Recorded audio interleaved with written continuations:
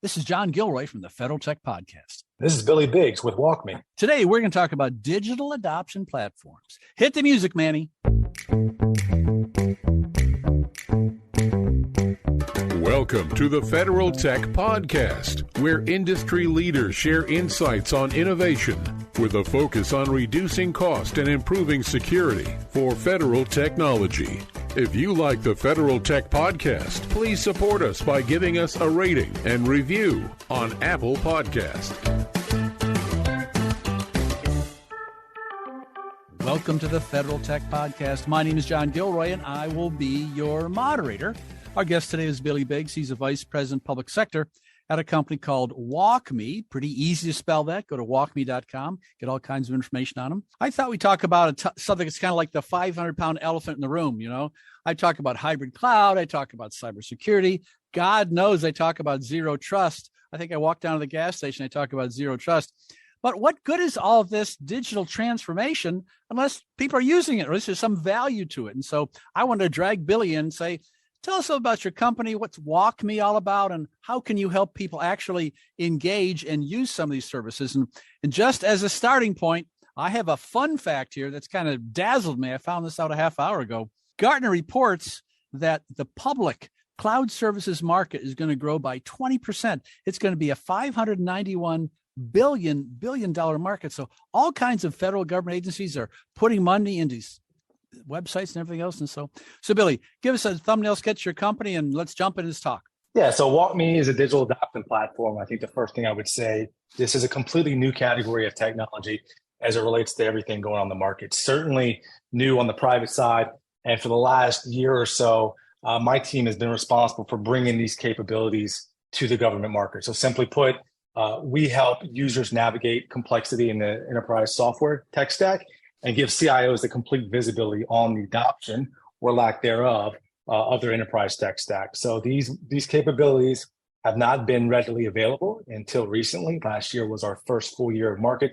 So as you can imagine, John, a lot of that means capability briefings, educating prospects and partners on our value proposition, how we can help the federal government and contribute to market research in the areas of customer experience, digital services, technology or legacy modernization, and really improving the government workforce by eliminating the operational drag of poorly optimized software and applications. You know, Billy, if you fire up your computer and go to Google and type in customer experience, I would imagine the first 4 or 5 articles might be right from the executive office. I mean, EO 14058, executive order. Here's one, improving customer experience. Another one, 9 life experience projects to streamline service delivery for the American people. So what's happening is, I think COVID probably lit a fire under this digital transformation, but may not be that just because the site aims to help people contact FEMA, or maybe have a question about their taxes, or something simple about Social Security, doesn't necessarily mean they're going to actually have a good experience with adopting technology, are they? No, I think that's 100% right. COVID certainly exacerbated the situation where you had, multi-generational workforce trying to use government services from home without having to go into an actual office. And I think that the customer experience was exposed a little bit. And I don't know about you, John, but I've never gone to a website from a citizen perspective on a government website and had such an amazing experience that I went and I told my friends about it, right? And so I applaud federal and state and local government for making this an issue and a priority from a citizen's perspective, because we play in that space as well on optimizing applications that, quite frankly, have probably been in the market for 20 years. They serve a specific purpose, and there's nothing available to replace them. So super excited about the opportunity to contribute in the customer experience market. So let's say John Gilroy is working at Treasury out of Pickaninny's Interior, and I'm looking at a website we stood up. How would someone go evaluate user experience for something like it? Is there a criteria to use, or is there a company has to be? How would you even evaluate something like that? So for me, the way I define customer experience in a very simplistic form is how much time in a day does either a citizen or really a government employee spend wrestling with the technology to do their job versus actually doing their job, right? So we released a report a couple of months ago, the State of Digital Adoption, and our research indicates that the average worker spends 45 minutes a day toggling back and forth between multiple applications, right? So if you just extrapolate that out from the number of employees in the federal government, that's approximately almost 1 billion hours a year in non-productive time. So if I think about customer experience, is how do I optimize all the tools and technology to allow folks to do their job in the most efficient way? And on the citizen side, how do I save time, right? If I'm going to a government website to complete a task, how do I cut all that non-productive time out? Like the executive order in 21, I think calls out an estimated 9 billion hours that the government poses on the public for manual processes. That's just paperwork. I always think about how much time that's got to be in enterprise software, and it's got to be extraordinary. Well, if you look at the commercial world, I mean, if John Gilroy is selling John Gilroy shoes, I want to optimize that experience, make sure it's fine. And I'm sure that WalkMe has a long experience with, optimizing regular commercial organizations. And now they're applying this, 10, 12 years experience to the federal government. Seems like you've been down that road a few times and know how to improve experiences, don't you? Yeah, look, the same problems exist in the federal government that do on the private side, right? So the tech sprawl, what we call the tech sprawl, is out of control, right? Like I said, how many applications do you use to do your job? You have decentralized buying, right? So those applications are being purchased by multiple parts of the organization. And then you sort of have this consumerization of IT, right? So users are expecting, certainly younger generations are expecting enterprise tech that's being procured to be as easy as Netflix, and they demand it in the workforce, right? So same problems that you have on the private side that we've helped solve in the last 10 years as the market leader in digital adoption, we're seeing pop up in the federal government and state and local as well. So how can a listener engage with you? I mean, let's say they're standing up a website and they're kind of concerned about, people adopting it and using it. They would normally contact the company that's producing the software, I would imagine, maybe a partner or something. So would they contact the partner, they contact you, or what's the first step to improving this experience? Yeah, I mean, look, we've done this the same way for the last 20 years, right? You pick an application of choice. It has to meet your functional and technical requirements. You do some user acceptance. And at the end, everybody celebrates sort of a go live. But there's little effort spent in the long-term adoption of that platform, right? And so my argument is that digital adoption needs to be a criteria for selecting an application longer term, because you got kind of the reverse field of dreams in some cases, right? You build it and they don't come, or users just will not use the application. And we're seeing that across the federal government right now, where we're spending billions of dollars in software, and the value that the agency hoped to get out of it, folks just aren't using it for one reason or another. And there has not been the ability to track the workflows all the way down to the user to understand exactly why they're not using it. So that capability, like I said, has come to market in the last year with digital adoption. And, I think there are companies in the commercial world that may be sitting on their laurels. They may have a website designed, it may be set it and forget it, not worry about it, and not do this continuous improvement thing. But the people in software development are under continuous improvement all the time. I mean, continuous. It sounds like that's what's between the lines here, is that, yes, it was a good site 3 years ago. Let's try to improve it and make it more efficient for all that money we spent. So is that continuous and part of this conversation? Yeah, I think one of the hardest jobs in enterprise technology is being a product manager for any enterprise software company, right? You're trying to solve, again, something that's technically feasible, functionally feasible, and then again, it's going to meet the usability of 5 different generations in the workforce. That's an impossible task, right? And so I've argued that moving forward, there needs to be an emphasis on the long-term adoption of those platforms built into the requirements of the RFP. I've said that a couple of different times on a number of different podcasts.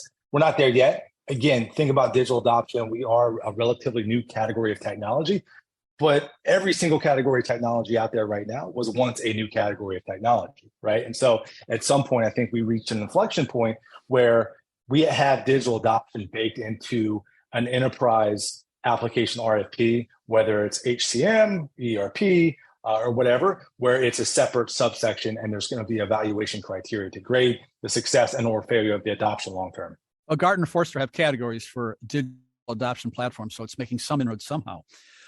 When I think of working with the cloud, I think about FedRAMP and FedRAMP classifications, and many times the first question, if I saw WalkMe at a trade show, I may come over the booth and go, well, you guys FedRAMP certified.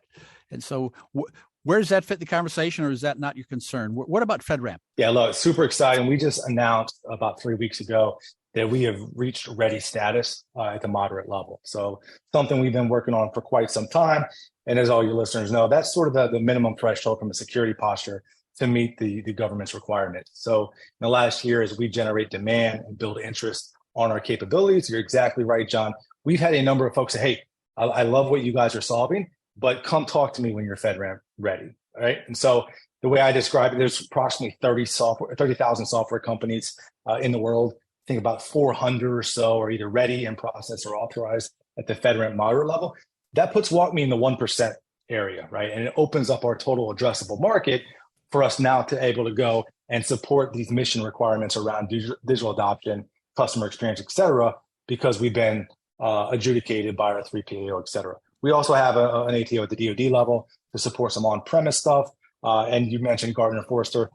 Post our FedRAMP announcement, I briefed a number of those analysts on our progression and our go-to-market, and they seemed extremely pleased with our progress to date. Billy, before the interview began, you talked about kids and whatnot, and your kids may be surprised to find out that we had some friends come down over Easter who live in North Pole, Alaska, the Air Force Base up there. And we had fun talking about that. I started to learn more about Alaska. You know, Alaska's getting a lot of money with the infrastructure bill to put in high-speed internet. There's a lot going on in states that people don't realize. And I think what's happening is that a lot of the states are looking to improve their digital adoption platform too. And this is not some light little application. There's some really serious money going into these applications. Rural area, they want to bring another executive order, bringing high-speed broadband to rural areas, including places in the roadless Alaska. Yeah, that's what it is. So making an impact in state and federal as well? Yeah, absolutely. We're seeing pent-up demand around the same areas of focus around digital transformation and customer experience, a lot around the constituent and or citizen experience, right? So if you think about it from a state perspective or local perspective, they want, the citizen experience to be top-notch. But there are times also that there is a revenue implication here, right? And so one of the states we're working with right now, for example, they recognize that their liquor license application process online had become massively overburdened and cumbersome. And over the course of 2 years, the liquor license application process or number of licenses requested dropped like 50%. Well, clearly that has a revenue impact, right? And so we were able to come in and figure out exactly what was going on, all the issues in the process, simplify that, and they've seen now an increase in that. So that's just an example in the state and local, but you're absolutely right. They're leaning in heavily. There's a lot of federal funding in these areas. You talked about high-speed internet. You talked about kids that went to, when we had the pandemic, they didn't have internet to go to online school. So I think you're seeing a lot of areas focused on digital transformation, which is a nebulous term until you actually get down to the specifics of what you're trying to solve for. So my entire SLED team, state and local higher education team, is seeing the pent-up demand as well. Yeah, it's incredible. I have done over 1,000 podcast interviews, and many times I'll interview company A, and then the next company B they'll work together on a project or something. I mean, I deal with so many different companies out there, and I think some of your success has been based with working with pretty big organizations. So tell me about some wins you've had. Yeah, look, so our entire go-to-market is through our partner ecosystem, right? So we want to be partnered with the organizations that are supporting enterprise applications than the tech stack within public sector. It's a natural landing spot for us because we're kind of what's been described as a value-added discriminator, right? And doing something different. So when we first started up the team, we were able to land the defense travel system. So it's one of I think the biggest or challenging websites in the DoD as far as expense report management. So we partnered with SAP Concur. We built in some WalkMe content to simplify that user experience, which ultimately will support up to 3 million expense reports a year, right? And so certainly not a financial expert on DoD travel and expense policy, but if you can just imagine how complex that is, and to navigate an expense report for all of DoD, that's a major time suck, right? And like I'll be honest, even on the private side, I dread doing expense reports just because of the amount of time it takes. So that was a super exciting opportunity for us, and certainly a system that everybody knows very well in the DoD. Right. I mean, there's some practical applications, like if you're looking for a funding, a grant funding, if you're looking for something like a FEMA, a loan. The most frustrating part must be to go to one site and spend a half hour authenticating yourself and another half hour authenticating, another half hour authenticating, and then it spins wheels.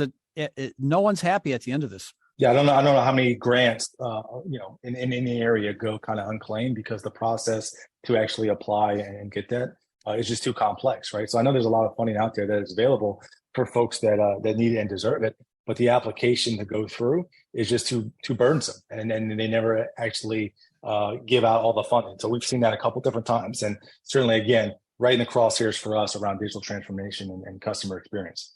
Billy, the last time I was on Capitol Hill, I went up there and interviewed a guy named Will Hurd, who's just my hero. He's a fantastic guy. And I don't normally deal with topics up on Capitol Hill, but you have to. It's part of the future here. There's something called the Strengthening Agency Management and Oversight of Software Assets Act. That sounds pretty impressive. So strengthening assets, what's that got to do with, digital adoption? Yeah, great. I think we need a longer acronym for that one, to be honest with you. It's the first we'll call Will Hurd. He wanted it shorter.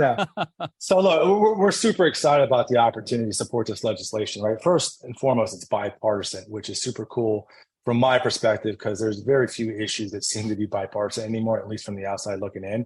But it certainly is at the intersection of the work that we're doing. So, at a high level, this would require federal agencies to track their software purchases in an effort to identify redundancies and inefficiencies, right? And so if you think about all the discussions about, spending bills every year, it just seems like a good idea to talk about, hey, what are we paying twice for? And what are we paying for that we're not using, right? And so this focuses on enterprise software.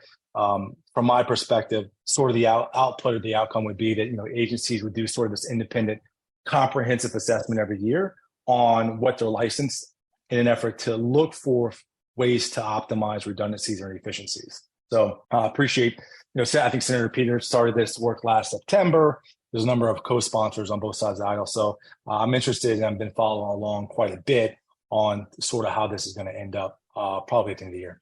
And when I back up the tape here and we talk about grants and grant adoptions, there are federal organizations that have 3 or 4, 5 or 6 different ways to apply for grants. It's just, you may have to have a whole staff to apply for one grant and another expertise. And you almost have to develop expertise in the physical process of applying for the grant because each system is different and discrete. That's not an efficient way to move forward, is it? No, it can't just be a website or a knowledge base anymore. Users are requiring, again, that consumerization of IT experience, right? So when you go to Netflix or Spotify and you think about that user experience, folks are now requiring that either in from a citizen's experience perspective or in their employment. One of the things I think about often is the federal government has sort of this recruiting and retention problem of the younger generation, right?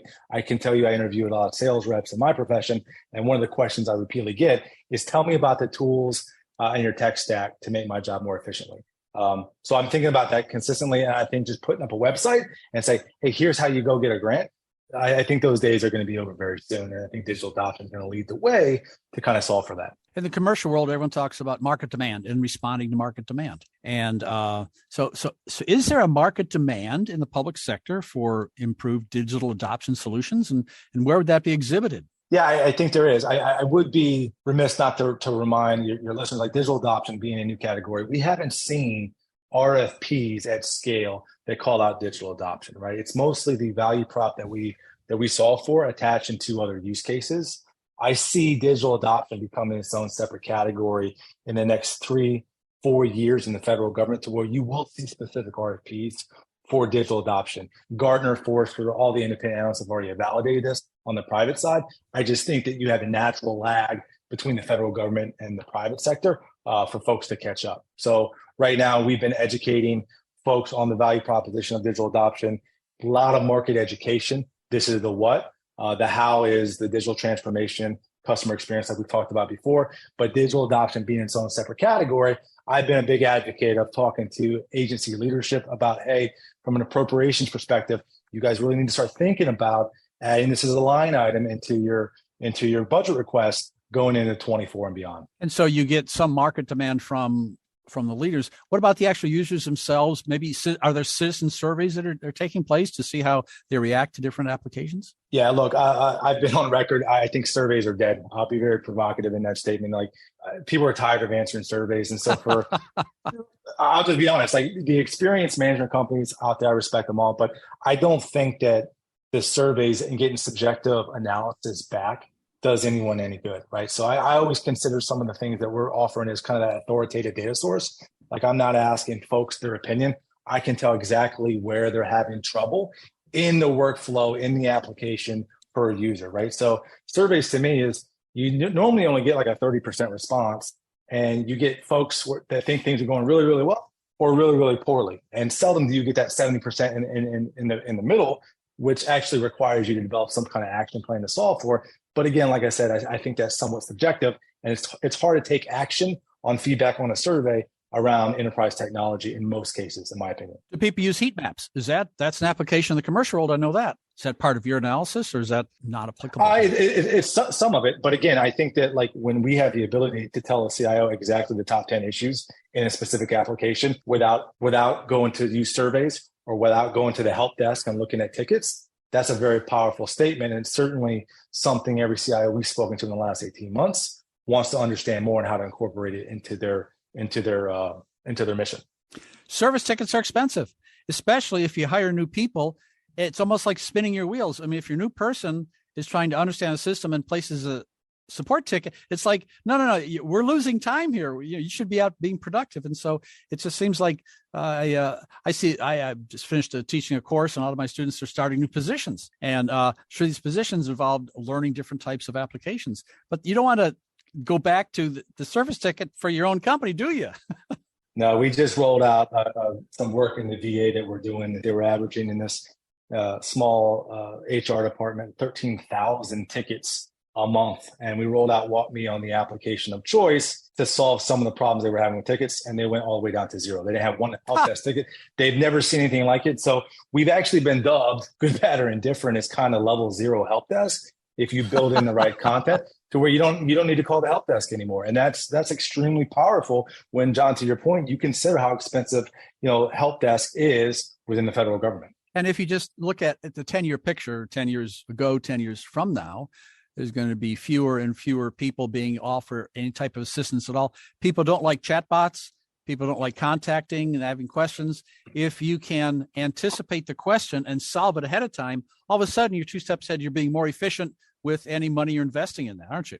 Correct. And think about, we actually just launched a product last week called Discovery, which we use ourselves, and we analyze our tech spend and reduce it by 20%, right? And so right now, specifically on the private side, it's all about cost cutting and getting really efficient with dollars. Capital is very expensive right now with interest rates. So we feel like we have a really nice value prop around optimizing tech spend across the board, not just from people, removing folks and bodies on level 1 help desk, but certainly around optimizing tech spend across the board. So let's look forward, look back 10 years, look forward 10 years. Where do you see this whole technology evolving? Oh, it's a great question. I mean, every time I log into LinkedIn online, it's all AI based, right? You're hearing AI every single day. And so one of the things that I've been following is, all the great things AI does. But if you think about some of the ethics involved, and where we really get into a dangerous situation around the possibility of doing harm around AI, is something that I've been thinking about 10 years from now. I'd like to think that, my job is not replaced by AI. But who knows? I'm equally opportunistic as far as where we can get from just being an efficient government across the board, reducing redundancies, because I recognize no matter which side of the aisle you sit on, we all have programs that we want to invest in that we haven't had an opportunity to invest in because we keep spending money in old-fashioned ways to solve old-fashioned problems, right? And so for me, I've never been more optimistic about the space that I sit in and really contribute to mission success around really technology in general for the federal government.